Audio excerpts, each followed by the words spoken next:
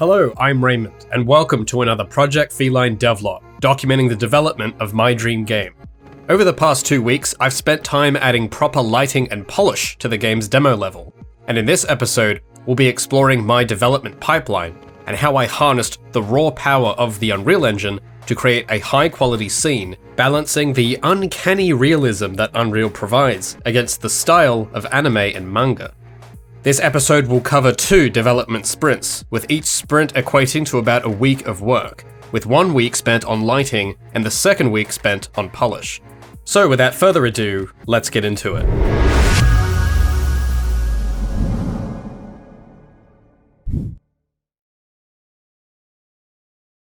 During these sprints, I've been continuing my work on the Skyport demo map, and over the past few months of development, I've taken this level from concepts to blocking, to meshing, and now to lighting and polishing. If you'd like to see the full development process up until this point, I will link the previous episodes in the video description. As I've been developing this map, there are some things I've come to notice. Having a playable blockout is great to test gameplay, but it looks dull, and it's hard to tell what the world even is. Having objects to use in your level can turn your map from an abstract set of blocks into a believable world, but having all of that detail can be overwhelming. Lighting and polishing the environment that your assets inhabit is just as important as the assets themselves. Lighting plays a huge role in setting the tone and mood for an environment, and can give cohesion to a scene with the use of ambient color. And thus my goal for this development sprint was to bring some of that cohesion and harmony that lighting provides into the world of Project Feline. In my previous devlog episode, I showed off this map with all of the models in place and some very basic lighting, nothing too special, just the default directional light and sky sphere. To start sprucing this up, I went around and placed a lot of rectangular lights around the level, mainly in the interiors to make sure they were well lit and also to help guide the player. I've noticed that many games use lighting in this way. Humans by nature are drawn to well-lit areas, and by making a smart use of lighting, it can act as a guide through complex bits of geometry. I feel that this approach in level design is a lot more natural and subtle and welcoming than something like a tutorial or an objective pointer or signs and arrows pointing to the right direction. While these methods can be helpful, I feel like this non-diegetic way of guiding the player might take away from the experience that I'm trying to build. When people sit down and play Project Feline, I don't want them to feel lost. I'd like for them to sit down and play it and have the way forward be clear and the player just knows exactly where to go, such that it creates an experience where instead of having to stop in your tracks and read an objective marker or a quest log, instead you can just read the environment and see where it takes you. And it just comes naturally. You know, as they say, good design is invisible. You don't even have to think about it. So I've made an attempt to achieve this for this current level, and I think with enough time, practice, and testing, I'll be able to implement this kind of lighting in all of the levels for Project Feline. Along with the new lighting, I've also made use of Unreal's new atmospheric features to help set the tone and mood for the level, like the sky atmosphere component and the time of day material to render moving clouds across the sky. A really cool feature about these assets is that the sky will change color based on where the sun is. If the sun is shining from the top of the scene, it'll render a nice blue midday sky. However, if the sun is near the horizon line, the sky will change to this nice sunset orange color. At the time of recording this episode, Epic Games have announced that they'll be introducing a new procedural cloud system in the next Unreal Engine update, and I'd be very interested to try it when it comes out. Another thing I implemented into the scene was the exponential height fog component used to create this atmospheric occlusion effect. I feel that this really helps balance the scene out, and it really mitigates that overwhelming amount of detail you first see when booting up the level. As now, just like in real life, the background will begin to fade the further away it gets.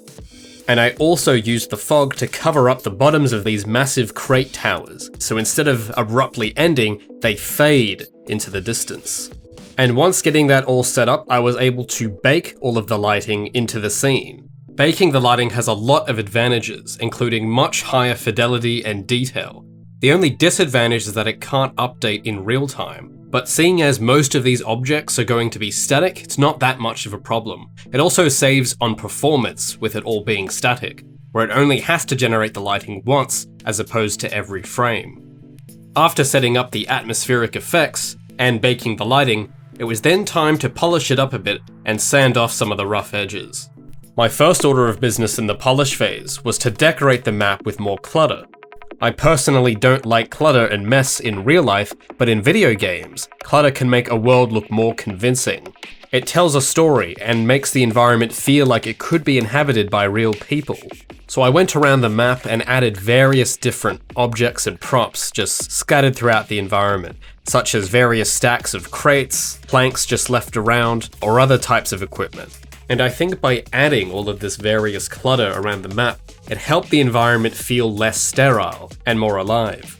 I might have to make more assets in future, but I just wanted to see what I could do with the ones I had made so far. I've also added various audio volumes around the map, and these are used to apply audio effects like reverb or ambience to the scene. The way I've set these up is that when you're in the outdoors, there's an ambient wind loop that plays. I've then placed ambient audio volumes in the interior segments of the map, which then dampen the volume from the outside areas and apply reverb to the inside areas.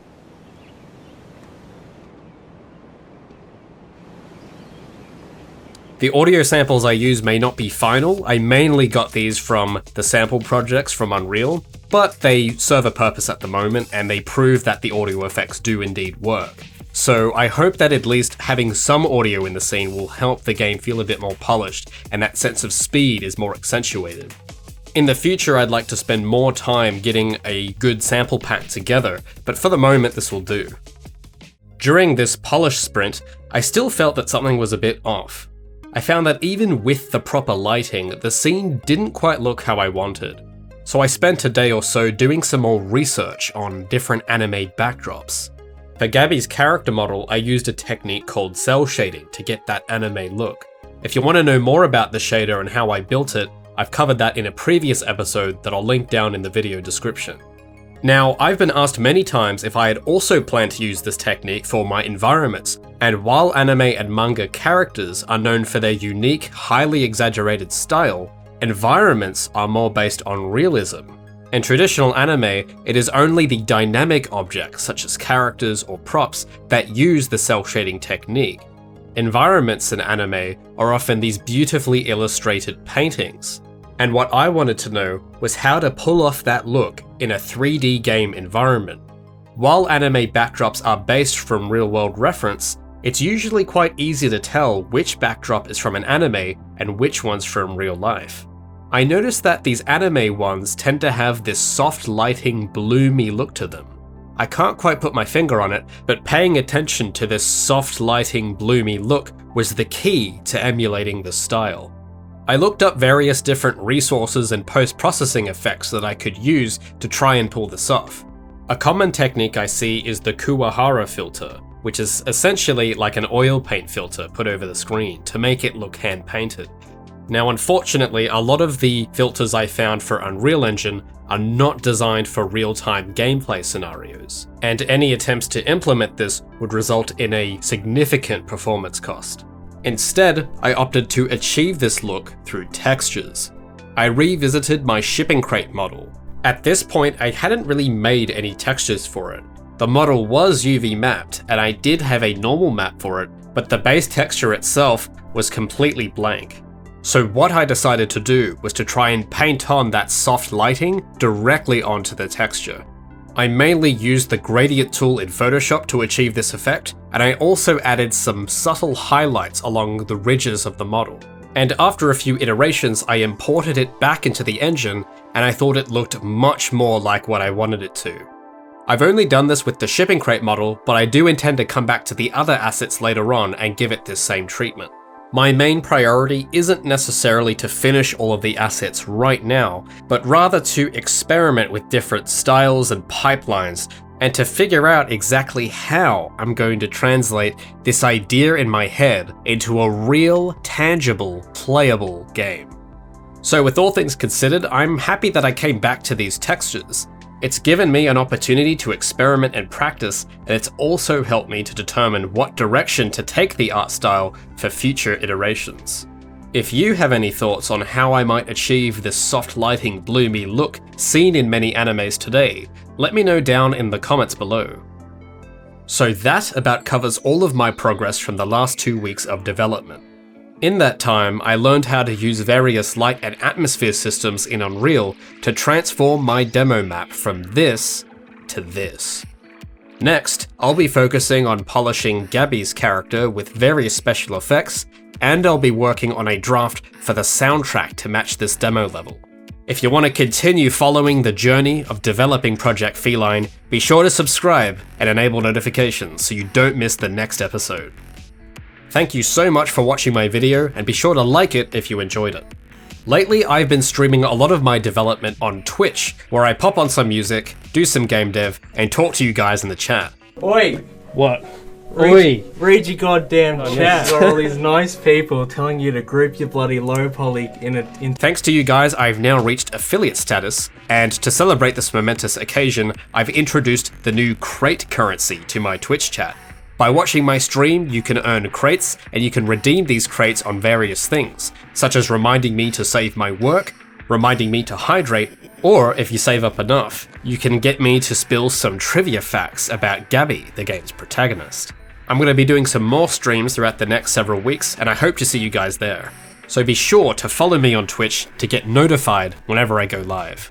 All of these devlogs are funded by my generous supporters on Patreon, and I'd like to give a special thank you to my top tier supporters. If you find my videos helpful or entertaining, and if you want to help me create more videos, I'd very much appreciate a pledge on my Patreon linked in the description.